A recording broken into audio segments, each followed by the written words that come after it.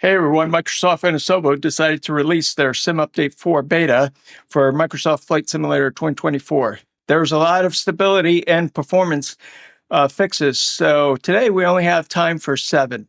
Let's get started. The first one is going to be full inertia tensor support for aircraft physics. This basically allows for asymmetric mass distribution to be modeled with precision. This unlocks more realistic pitch roll coupling, yaw drift, and rotational dampen, especially noticeable in aerobatic aircraft, tail draggers, and cargo-heavy configurations. You creators are going to love this because this means you have better control over spin dynamics, stall recovery, and rotational behavior.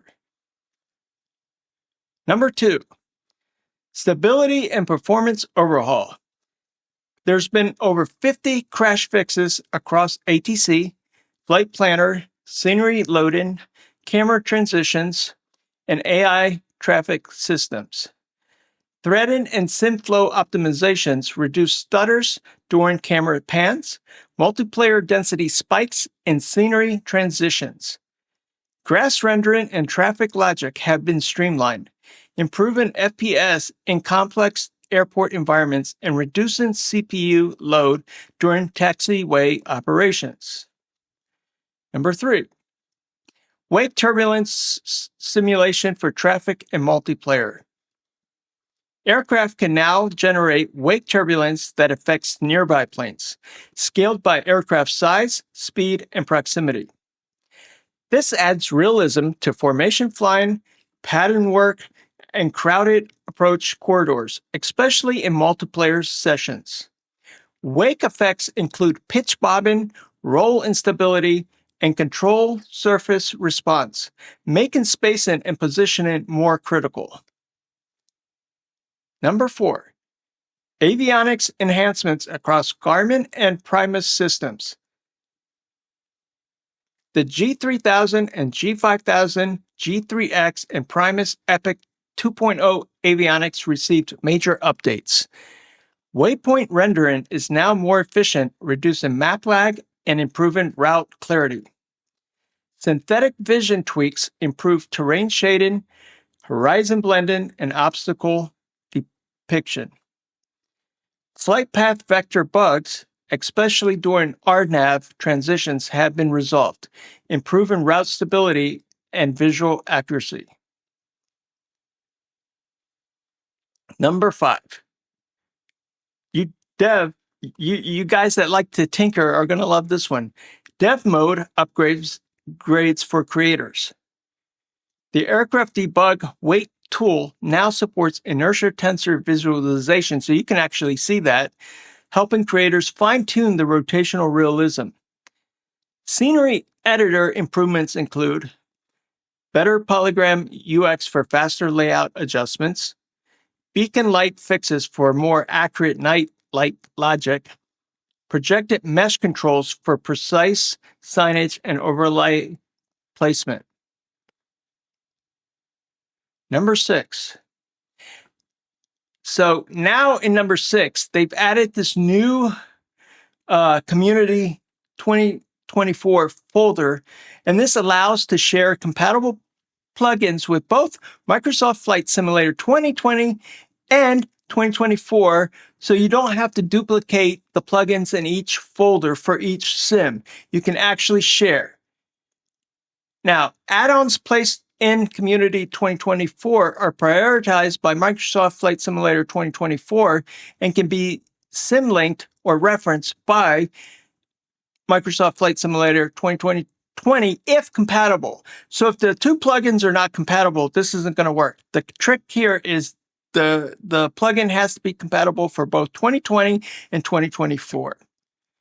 This simplifies mod management, reduces clutter, and supports modular workflows for creators. I love that one, by the way. And number 7, we have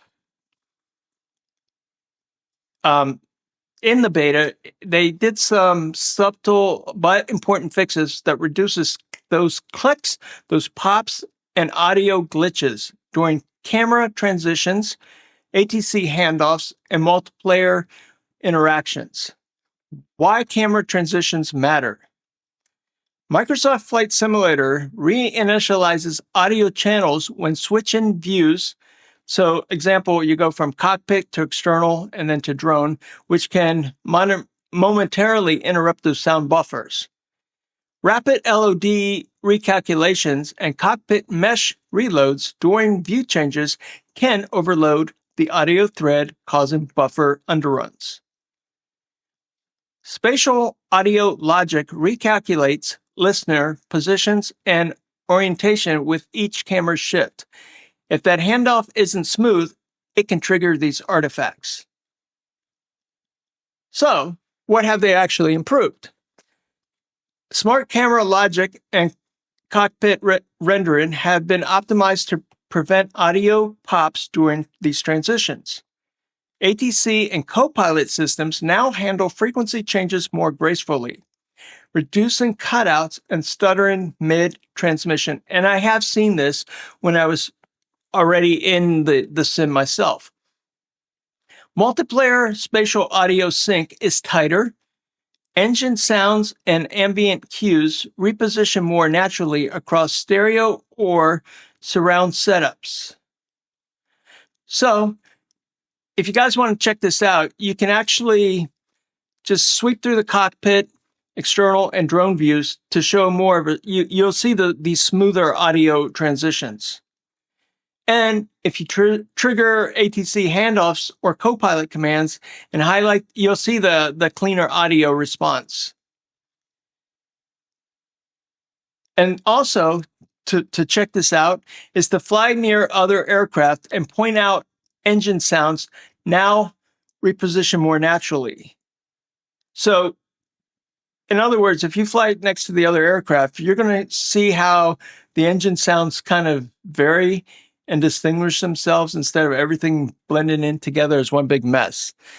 That's pretty impressive. So, what else can I say about the beta? I've noticed a higher increase in frame rates without me even doing anything.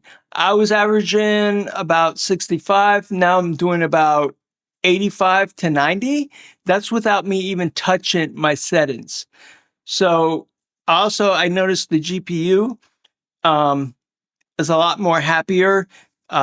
It's using less VRAM, and it just, that VRAM issue has seemed to also disappear. So this is a good thing, but I'm going to be continuing to test, right? I'm not saying maybe this is 100% perfect, because it's probably not, right? I'm not going to fool myself, but I think Microsoft and Asobo have now started to settle in and find that secret sauce. So that's all I have for today. I will be bringing you back more content as I keep into the beta 4 testing, and I'll let you know what I find. Make sure you hit that like and sub, because that helps me that helps me a lot. And also, if you can leave your comments, I will respond to every one of them. Thank you so much, and you have a good day, and I'll see you on the next video.